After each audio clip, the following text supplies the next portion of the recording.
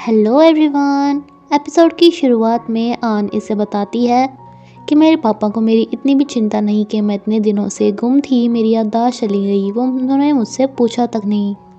And robin फ़िलहाल बेघर था, इसलिए इसे अपने घर पे लेके आती है। रॉबिन इसे पूछता है कि क्या तुम्हारे फियांसे को पता है मेरे बारे में। तो ये कहती है कि वो मेरा फियांसे नहीं, मैं उससे शादी नहीं करूँगी बिकॉज मैं उसे लाइक नहीं करती, मैं तुम्हें लाइक करती हूँ। इस पर रॉबिन इसे छोटी सी किस देकर बैठ जाता है, लेकिन ये तो इसे काफ़ी ज़ोर से धक्का देती है, जिस पे दैन रॉबिन भी इसे दोबारा किस करता है। इसके फ्रेंड ने इसे मना किया था कोई ऐसा गेम खेलने के लिए, इसलिए इन लेटर्स को जला देता है। आन आज अपने पापा से मिलती है, जो कि इसके फियांसे को पता नहीं कितना अच्छा मानते हैं। आन इनसे कहती है कि आपने एक बार पूछा भी नहीं, पता है मेरी याददाश्त चली गई है। लेकिन इसके पापा अपने काम में इतने बिजी थे कि इस पे ध्यान ही नहीं देते, बल्कि ये इसके फियांसे को कहते हैं कि मुझे अपना बिजनेस आगे संभालने के लिए तुम्हारे जैसा ही कोई चाहिए। मैं कोशिश करूँगा कि मेरी बेटी जल्द से जल्द तुमसे शादी कर ले। इसे अपने मॉम के घर जाने में काफ़ी अजीब लगता था, बिकॉज इसके सौतेले भाई के पास तो उसके दोनों पेरेंट्स थे, बट इसके पास सिर्फ इसकी मॉम।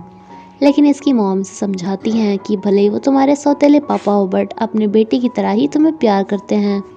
इसलिए ये अपने पेरेंट्स को आज आन से मिलाने के लिए लेके आता है। इसकी मॉम इस पर बहुत ज़्यादा खुश होती हैं कि फाइनली रॉबिन की कोई गर्लफ्रेंड बनी, क्योंकि ये इसे हज़ारों ब्लाइंड डेट पर भेज चुकी थी जहां बात नहीं बनी थी।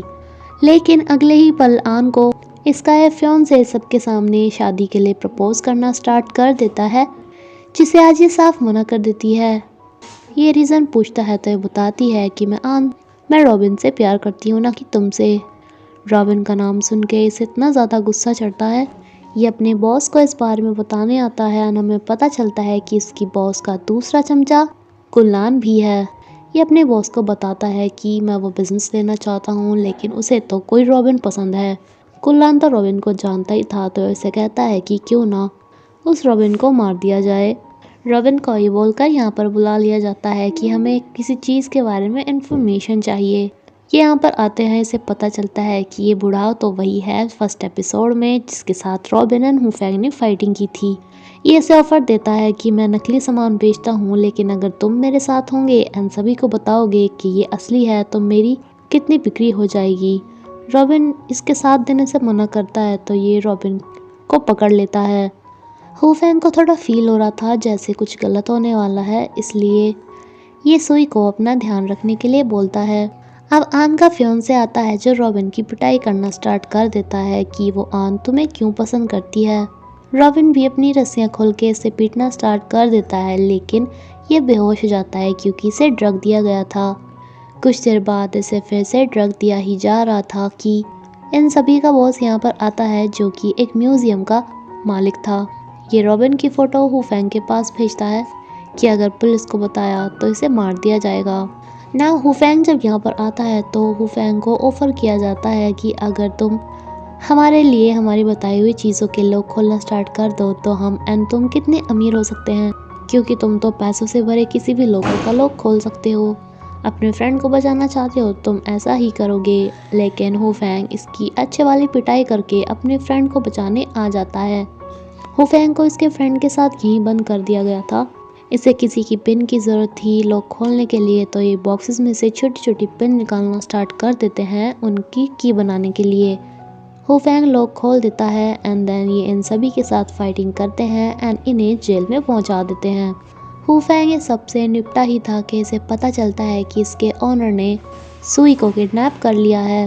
हुफैंग इससे रिक्वेस्ट करता है कि वो सुई को छोड़ दे, लेकिन वो इसे कहता है कि रिक्वेस्ट करनी है तो मेरे पास आकर करो। हुफैंग जब इसके पास आता है, इससे पूछता है सुई के बारे में, तो ये इसे कहता है कि तुम्हारी वजह से मेरा सब कुछ मेरे पास से चला गया। सब मुझे अब भी चोर की निगाहों से देखते हैं, कोई मेरे ऊपर ट्रस्ट नहीं करता एंड मैं चाहता हूँ कि तुम्हारे साथ भी बिल्कुल ऐसा ही हो। नाउ ये इसे एक जगह का ताला खोलने के लिए भेज देता है, जहाँ पर इसे सुई की वजह से जाना ही पड़ता है। इसमें कुछ पेपर्स रखे हुए थे। कुछ टाइम पहले ही पुलिस ने इसे बताया था कि ये चीज़ें नॉर्थ कोरिया से यहाँ पर लाई जाती हैं, जिन्हें बेचना इलीगल है, लेकिन ये इन्हें ले लेता है क्योंकि इसे सुई की जान बचानी थी। हुफैंग जब ये सूटकेस लेकर दिए हुए पते पर आता है, तभी इसके पास एक मैसेज आता है कि सुई हॉस्पिटल में पहुंच गई है। ये इस मैसेज वाले नंबर पे फ़ोन करता है तो एक नर्स उठाती है कि पता नहीं ये किसका फ़ोन है। हुफैंग इससे पूछता है कि क्या सुई नाम की कोई लड़की इनके हॉस्पिटल में आई है। ये हाँ बोलती है एंड हुफैंग इसे सूटकेस दिए बिना ही यहाँ से चला आता है। सुई का तो इसे पता चली गया था कि वो अब सेफ है, इसलिए इस सूटकेस को पुलिस स्टेशन में दे देता है। हॉस्पिटल में रॉबिन हुफैंग का वेट कर रहा था, लेकिन हुफैंग से तो पुलिस पूछताछ कर रही थी इसके उस ओनर कुनलान के बारे में।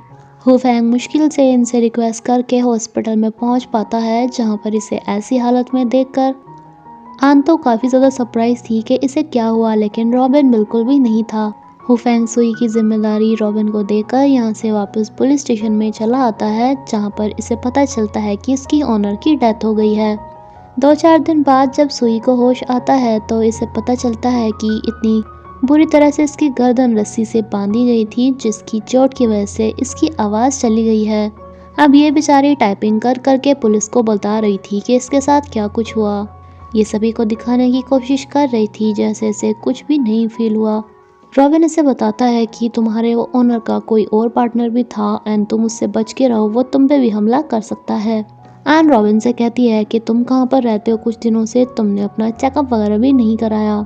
ये कहता है कि मैं थोड़ा बिजी हूँ, तो आन इसे कहती है कि ऐसा क्या तुम मेरा रिप्लाई भी नहीं कर सकते, लेकिन रॉबिन इसकी बात ध्यान से नहीं सुनता एंड यहाँ से चला जाता है।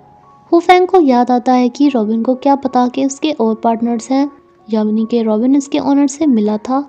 दूसरा ये कि रॉबिन इससे अपनी चोटें छुपा रहा था एंड आन ने भी बताया था कि वो अपना चेकअप्स भी नहीं करवा रहा। तो ये रॉबिन को बुला के उससे पूछता है कि क्या तुमने मेरे ओनर को मारा है। ये बोल देता है कि हाँ। हुफैंग इसे कहता है कि तुम्हें ये सब करने की क्या ज़रूरत थी। तो ये कहता है कि मैंने तुम्हारे लिए या सुई के लिए नहीं मारा, अपने लिए मारा है, एंड यहाँ से गुस्से में चला जाता है। दरअसल रॉबिन ने ही सुई को हॉस्पिटल में एडमिट कराया था एंड देन एक नंबर से हुफैंग के पास मैसेज कर दिया था कि सुई यहाँ पर पहुँच गई है। एंड जब हुफैंग ने फ़ोन किया था तो नर्स ने फ़ोन उठाया था। रॉबिन इसके ओनर से लड़ने के लिए गया था कि बताओ सुई कहाँ पर है। जिस टाइम पे हुफैंग वो ताला खोल रहा था, लेकिन ओनर ने इसे मारने की कोशिश की एंड रॉबिन से ही उसकी डेथ हो गई थी, जो कि इसने जानबूझकर नहीं की थी। एंड रॉबिन इस पे तब से ही नज़र रखे हुए था। जब एक बार पहले ये इससे मिलने के लिए आया था, वहाँ इसने कुनलान को किसी से फ़ोन पे बात करते हुए सुन लिया था। अभी रॉबिन को कुनलान का वो दूसरा पार्टनर भी ढूंढना था, जिसके साथ वो हमेशा फ़ोन पे बात करता था। हुफैंग को पुलिस कुनलान के फ़ोन की रिकॉर्डिंग देते हैं, जिसके बाद हुफैंग रॉबिन को बताता है कि उसका कोई भी दूसरा पार्टनर नहीं है। दरअसल कुनलान जेल में जाके मेंटली डिस्टर्ब हो गया था, जिसके बाद वो फ़ोन पे अपने आप से ही बातें करते रहता था कि मुझे हुफैंग से बदला लेना है, वो बस मेरे चंगुल में फंसने ही वाला है। रॉबिन आन को आकर भी बताता है कि तुम्हारा वो फियांसे तुम्हारा पीछा कर रहा था, उसके कुछ इलीगल काम है, वो तुमसे शादी करना चाहता था, जिससे कि फिर तुम्हारे पापा को भी उसकी हेल्प करनी पड़े। लेकिन जब तुमने मना किया तो उसने तुम्हें चोट भी पहुंचा दी, बट उसके बाद तुम्हारी याददाश्त चली गई एंड तुम मुझसे मिली। आन काफ़ी खुश होती है कि अच्छा हुआ मेरी याददाश्त चली गई थी, वरना अब तक की तो मेरी उससे शादी हो जाती। लेकिन रॉबिन इसे कहता है कि अगर तुम्हें कोई और पसंद आ जाए मुझसे भी ज़्यादा, तो प्लीज़ तुम मेरे बारे में मत सोचना। आन को समझ में नहीं आता कि ये सब क्यों कह रहा है। डैनी अपनी मॉम के पास फ़ोन लगाता है, जो इसे कहती है कि मैं तुम्हारे लिए एक घर लेने वाली हूँ, लेकिन ये इन्हें भी बोल देता है कि आपको मेरे लिए घर लेने की ज़रूरत नहीं है। डैन ये पुलिस स्टेशन में जाके कन्फेस कर लेता है कि इससे ही कुनलान की मौत हो गई है। जैसे कि इसने अपना गुनाह खुदा की कबूल कर लिया था, तो इसे 6 साल की सज़ा होती है। सुई की चोट अब तक सही नहीं हुई थी। ये टाइपिंग करके ही इसे बोलती है कि मैं कुछ टाइम के लिए यहाँ से जाना चाहती हूँ। हुफैंग इसे मना करता है तो ये कहती है कि मैं कोई ब्रेकअप नहीं कर रही तुमसे, बस थोड़े टाइम के लिए। एन ये यहाँ से चली जाती है, अपने फ्रेंड के घर पर रहना स्टार्ट कर देती है। हुफैंग अब बिल्कुल अकेला हो चुका था। इसका भी यहाँ से जाने का मन था, बट ये सोचता है कि नहीं, मैं उन सब का यहीं पर ही वेट करूँगा।